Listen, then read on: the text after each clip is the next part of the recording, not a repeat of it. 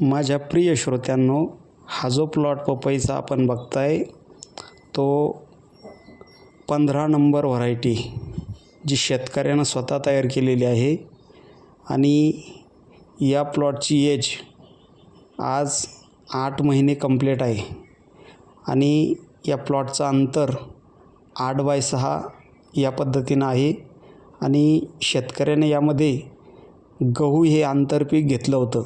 आंतरपीक म्हणण्यापेक्षा गव्हामध्येच पपईची लागवड केली होती.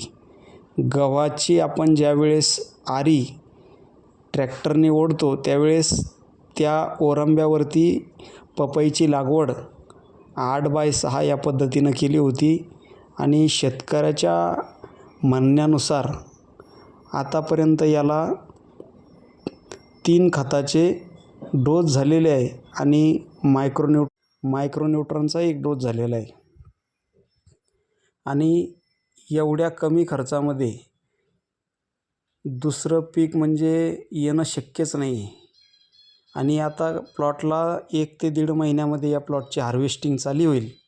म्हणजे 10 महिन्यामध्ये पपई चालू झाली की पुढे 1 वर्ष पपई सलग चालू राहते आणि पपईला 10 रुपये जरी आपण रेट जर मिळाला तरीसुद्धा 2.5 ते 3 लाख रुपये कुठेही गेलेले नाही.